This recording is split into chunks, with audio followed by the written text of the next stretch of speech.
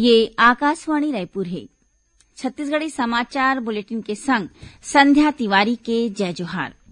अब सुनो आज के प्रमुख समाचार।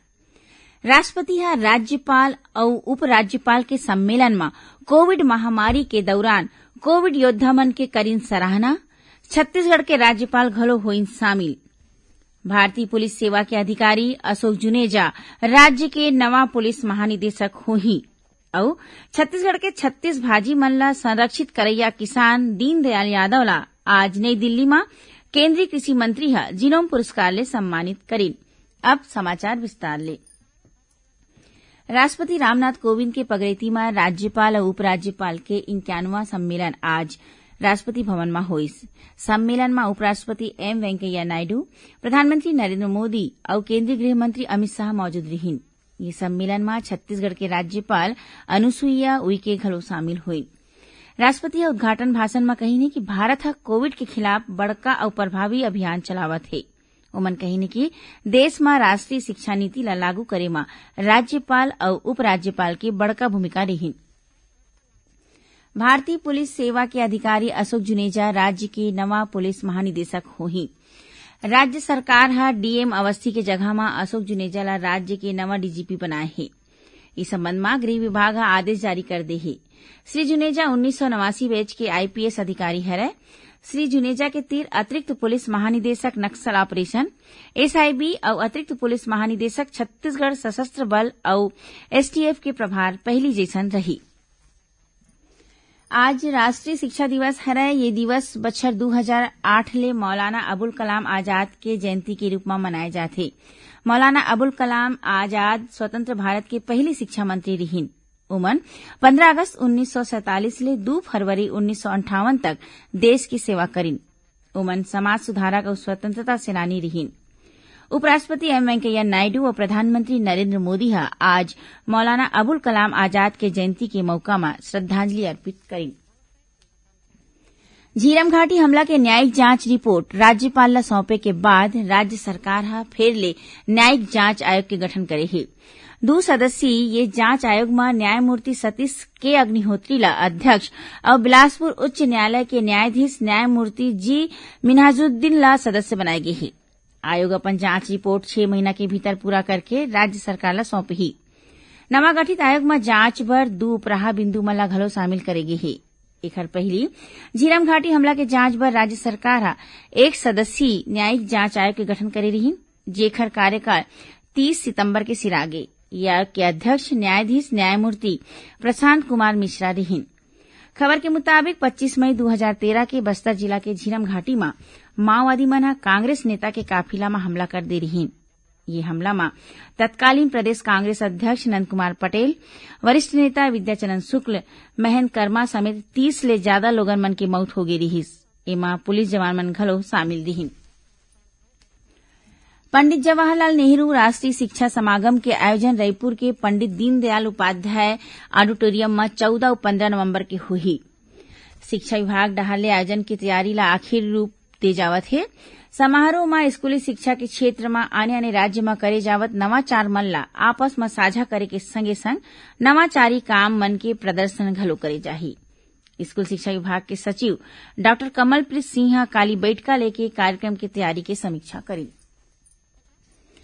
केंद्रीय स्वास्थ्य मंत्री मनसुख मांडविया आज हर घर दस्तक अभियान ला आगू लेगे बर जम्मू राज्य और केंद्र शासित प्रदेश के स्वास्थ्य मंत्री मन के संग बैठका करीन। यह अभियान के उद्देश्य कोविड रोधी वैक्सीन के पहली डोज नहीं लेवैया जम्मू मनखे मन के टीकाकरण करना है। यह अभियान में वो लोगन मन ला घलो टीका लगाए जाही जोन मन ला दूसरा डोज ले में देरी होवत है।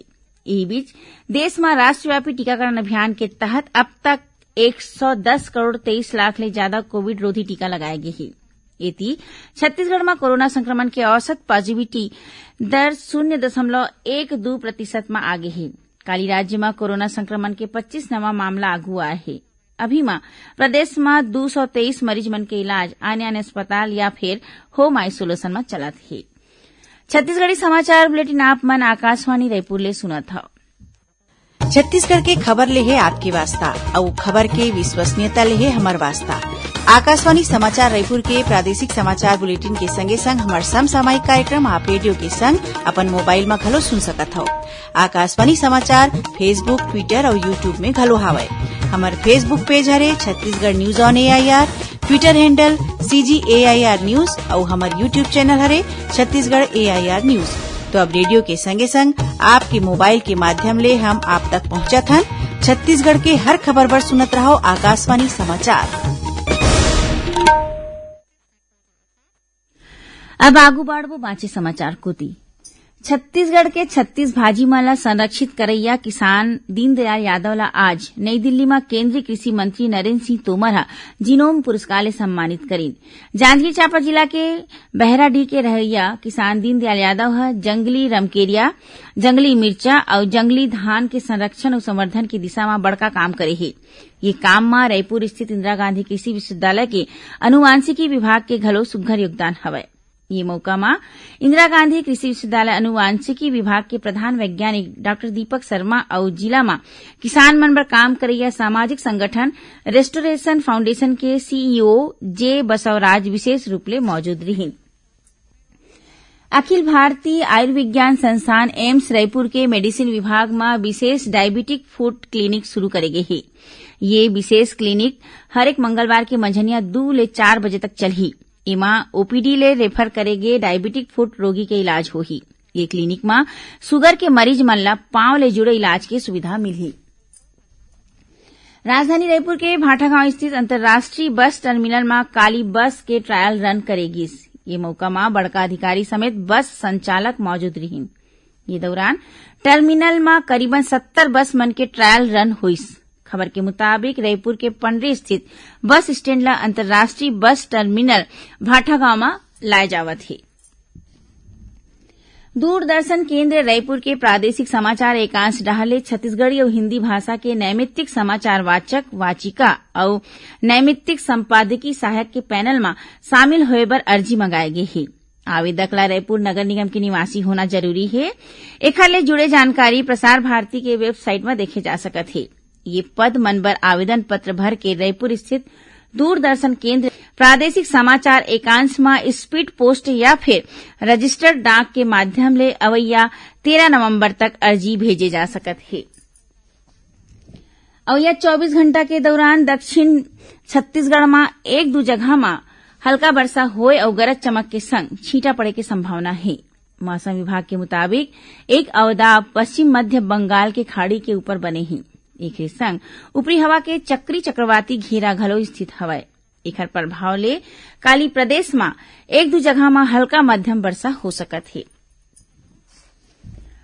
अब थोड़किन समाचार सार में। लोक आस्था के महापर्व छठ के 4 दिन की पूजा आज उगत सूरज ला अर्घ दे के संग सिरागे।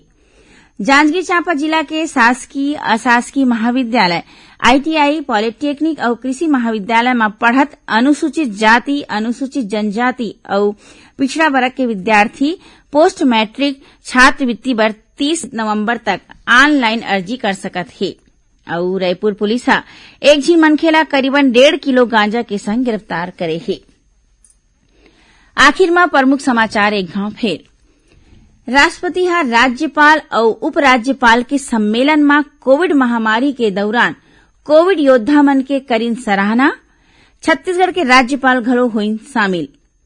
भारतीय पुलिस सेवा के अधिकारी अशोक जुनेजा राज्य के नवा पुलिस महानिदेशक होही।